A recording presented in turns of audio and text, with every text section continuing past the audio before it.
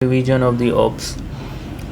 हमारे पास जो प्लेसेंटा होता है it is formed by the हमारे पास फीटल कोरियन से बनता है और मेटरनल डिसिड्यूआ बेसिलिस होता है ना, वहाँ से बनता है।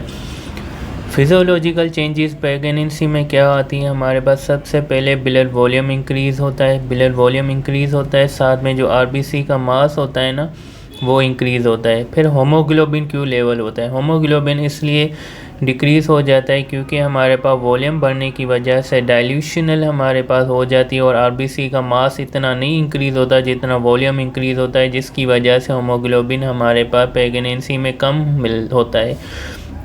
इसी डाइल्यूशनल की वजह से हमारे पास थ्रोम्बोसाइटोपेनिया भी होती है। दूसरा, हमारे पास प्रेगनेंसी में जितने भी क्लोटिंग फैक्टर होते हैं वो सारे बढ़ते हैं, लेकिन फैक्टर 11 और 13 हमारे पास डिक्रीज़ होते हैं। कार्डिक आउटपुट भी इंक्रीज़ होता है, हार्ट रेट भी इंक्रीज़ होता है, लेकिन प्रेगनेंसी में बीपी हमारे पास डिक्रीज़ होता है। क्यों डिक्रीज़ होता है? क्योंकि वेज़ोडाइलेशन हो जाती है। वेज़ोडाइलेशन क्यों होती है? क्योंकि प्रेगनेंसी में हार्मोन रिलीज़ होता है which is known as progesterone. उसके अलावा ग्लोबुलिन प्रोटीन बढ़ता है, एल्ब्यूमिन लेवल कम होता है, जीएफआर जो होता है इंक्रीज़ होता है, जिसकी वजह से एक्सक्रीशन जो होती है ना वो ज़्यादा होती है। यूरिया की, कैरेटिनिन की, सोडियम की, पोटेशियम, ये सारे लेवल हमारे पास क्या हो जाते हैं? डिक्रीज़ हो जाते हैं। कुछ हमारे पास साइन होते हैं प्रेगनेंसी जिसमें सॉफ्ट हो जाए ना, सॉफ्टनिंग ऑफ द सर्विक्स मिलती है जिसे गुडविल साइन कहते हैं।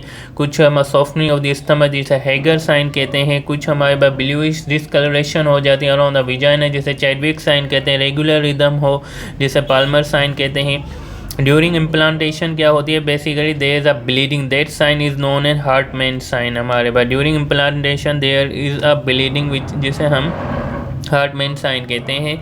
दूसरा, हमारे पास प्रेगनेंसी में वैक्सीन टीडी वैक्सीन दी जाती है, 1 इंट्रामस्कुलर दी जाती है 2 डोज में, ठीक है। 4 वीक्स ऑफ द प्रेगनेंसी के दौरान ये दी जाती है, लेकिन अगर प्रीवियसली वो फीमेल इम्यूनाइज्ड है तो सिर्फ इसका बूस्टर डोज लगता है। और लाइव वैक्सीन हमारे प्रेगनेंसी में नहीं देते, लेकिन अगर पेशेंट येलो फीवर के साथ हैं तब उस कंडीशन में हम लाइव वैक्सीन देते हैं।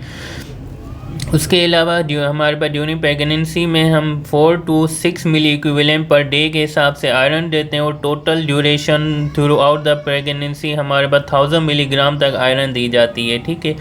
हमें किस तरह पता चलेगा एस्टिमेटेड डेट क्या है प्रेगनेंसी की? वो हम क्या करते हैं, first day of the last menstrual period plus 9 month plus 7 days, उसको हम प्लस करके हम क्या करते हैं, बेसिकली डेट एस्टिमेट करते हैं, सही है। जिस इस कैलकुलेशन को नेगल्स कैलकुलेशन कहते हैं।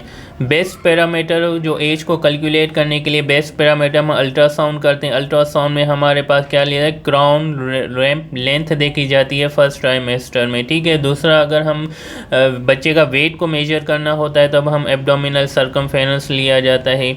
हम अगर अल्ट्रासाउंड में हमारे पास लेमन साइन मिली है या बनाना साइन मिली है, दीज इंडिकेट कर रहे हैं हमारे पास उस बच्चे में क्या है, न्यूरल ट्यूब डिफेक्ट्स है, ठीक है। दूसरा, अगर हम ड्रग्स मॉडिफिकेशंस की बात करते हैं, अगर पेशेंट आई है जो हाइपोथायरॉयडिज्म है तो उसमें फर्स्ट ट्राइमेस्टर में पीपीआई वो प्रोपोथायरोयूरेसिल देते हैं। सेकेंड और थर्ड ट्राइमेस्टर में उसमें कार्बेंडाजोल दी जाती है। दूसरा कार्बेंडाजोल दी जाती है, मेथोमेजोजोल दी जाती है, ठीक है।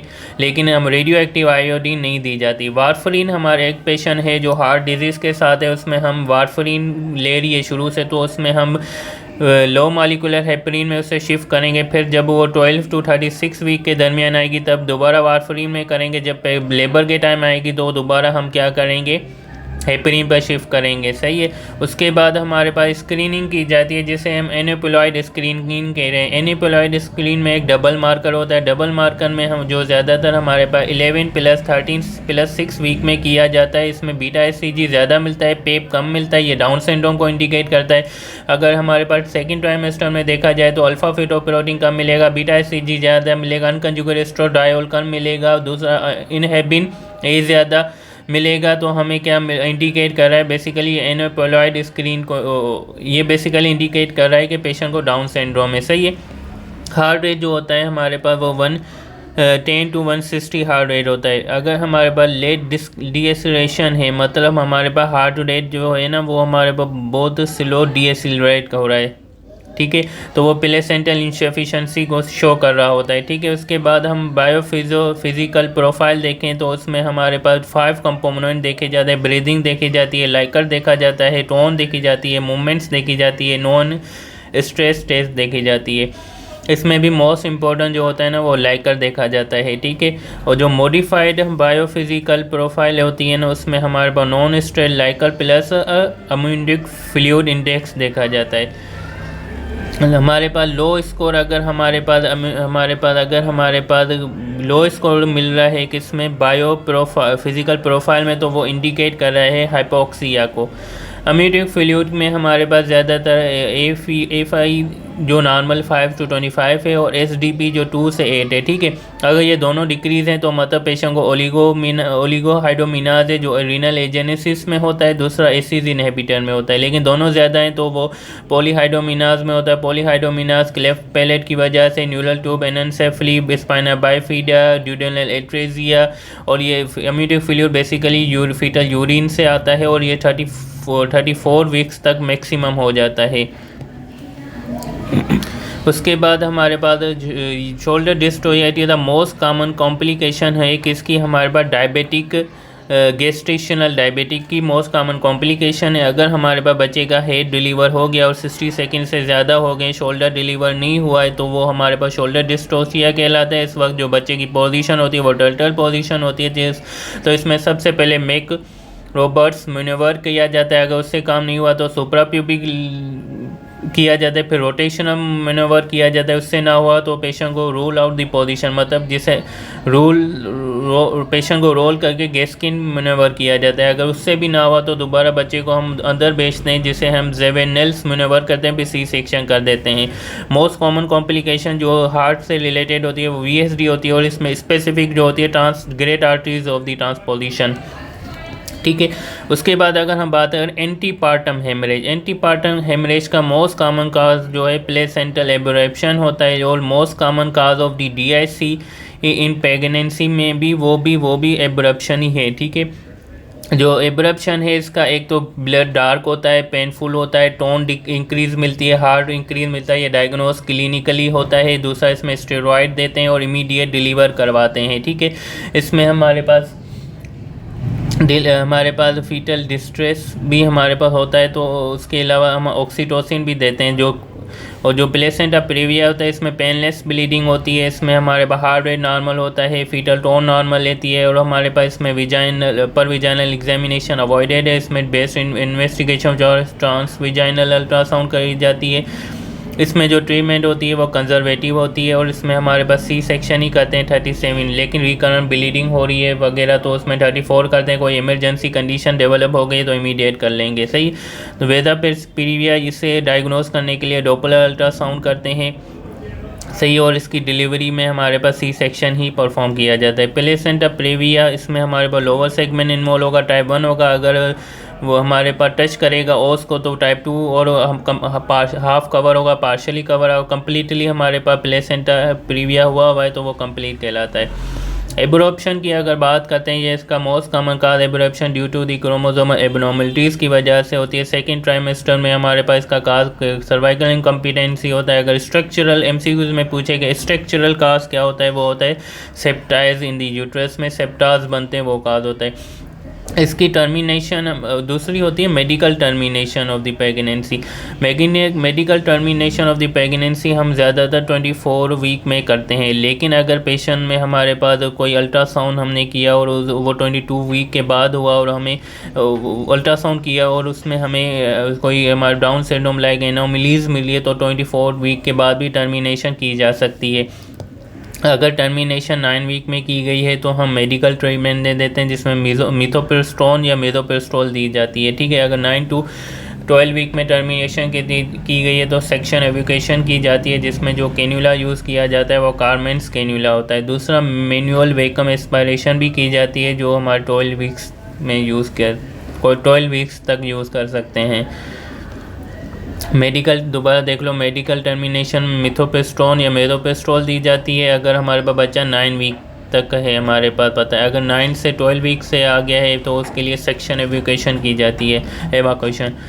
जब हमारे पास प्रेगनेंसी हमारे पास 3 से ज़्यादा लॉस हो जाए उसे रिकरेंट प्रेगनेंसी लॉस करते हैं। इसमें हमारे पास क्या की जाती है, जेनेटिक टेस्टिंग की जाती है, एक जीनोम देखा जाता है, ठीक है। इस रिकरेंट प्रेगनेंसी लॉस में कोई इन्फेक्शन वगैरह काज नहीं होता है, सही है। एक्टोपिक प्रेगनेंसी की मोस्ट कॉमन साइट जो है वो फिलिपिन ट्यूब में भी एम्पुला है। अगर नॉन ट्यूब्यूल में पूछे तो वो ओवरी होती है। और हमारे पास मैक्सिमम जो सर्वाइवल होता है वो हमारे पास एब्डोमिनल में अगर एक्टोपी हो, इसमें पेन होता है, ब्लीडिंग होती है, एमिनोरिया होता है। इसको सबसे पहले यूरिन टेस्ट करवाएंगे और इन्वेस्टिगेशन ऑफ चॉइस जो होती है वो ट्रांसविजाइनल होती है। गोल्ड स्टैंडर्ड में लेप्रोस्कोपी है। मैनेजमेंट अगर रेप्चर हो चुका है तो पहले पेशेंट को स्टेबलाइज करेंगे, फिर लेप्रोटोमी करके सल्फेंजेक्टमी करेंगे। अगर पेशेंट स्टेबल है तो लेप्रोस्कोपी करेंगे, सल्फेंजेक्टमी करेंगे। और हमारे पास मेडिकली और इसमें भी हमारे पास हम मेडिकली अगर हमारे पास बीटा HCG 5000 से कम है, size of the foetus less than 4 centimetre है, तो ऐसे मेथोट्रेक्सेट दी जाती है डे 1 पर और डे 4 देते और 1 मिलीग्राम पर केजी के हिसाब से देते हैं। और इसमें डे 1, डे 4 और डे 7 में HCG का लेवल मॉनिटर करते रहते हैं, ठीक है। और हमारे पास अगर हमारे पास ये इन पर नहीं उतरा है तो हम सर्जरी करेंगे। फिर हमारे पास मोलर प्रेगनेंसी में क्या होता है, बेसिकली एबनॉर्मल टिश्यू ग्रोइंग होती है जिसमें कंप्लीट मोल होता है, पार्शल कंप्लीट मोल एक डिप्लॉयड कंडीशन होती है, डिप्लॉयड कंडीशन होती है पार्शल। और ये ज़्यादातर फादर से एसोसिएटेड होती है, फादर मदर दोनों से एसोसिएटेड होती है। इसमें विलाइज डिफ्यूज़ होते हैं, इसमें फोकल होते हैं, इसमें फीटल टिश्यूज़ मौजूद होते हैं, लेकिन इसमें नहीं होते। इसमें HCG लेवल बहुत हाई होता है, हाइपरटेंशन का रिस्क, मैलिग्नेंसी का रिस्क ज़्यादा होता है। इसमें मैनेजमेंट में डिपेंड करता है। मैनेजमेंट दोनों में सेक्शन एविगेशन की जाती है और फॉलोअप 6 मंथ तक किया जाता है। Investigation of the choice transvaginal ultrasound में मोलर प्रेगनेंसी में सिनोस्ट्रोम अपीयरेंस मिलेगी। उसके अलावा गैस्ट्रेशनल ट्रोफोब्लास्ट डिजीज़ में भी, जिसके कारण एक तो मोलर प्रेगनेंसी होती है,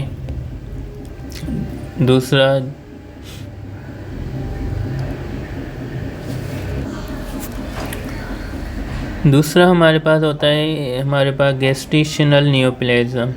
इसमें लो रिस्क होता है, हाई रिस्क होता है। लो रिस्क में मिथोट्रेक्सेट फॉलिक एसिड देंगे साथ में, और हाई रिस्क में एटिपोसाइड बिलियोमाइसिन मिथोट्रेक्सेट देंगे, ठीक है।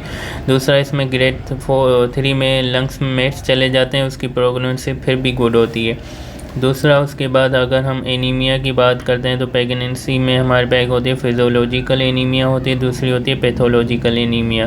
पैथोलॉजिकल एनीमिया अगर होमोग्लोबिन 10 तक है तो माइल्ड होता है, 7 to 9 मॉडरेट और लेस देन 7 है तो इसमें हम क्या करते हैं, सीवियर कहलाता है। तो इसमें हम क्या देते हैं पेशेंट को, हमारे पास अगर माइल्ड है तो उसे हम ओरल फेरियस सल्फेट देते हैं, ठीक है। लेकिन अगर हमारे पास पेशेंट को सीवियर है तो उसके लिए हम IV हमारे पास देते हैं आयरन, ठीक है।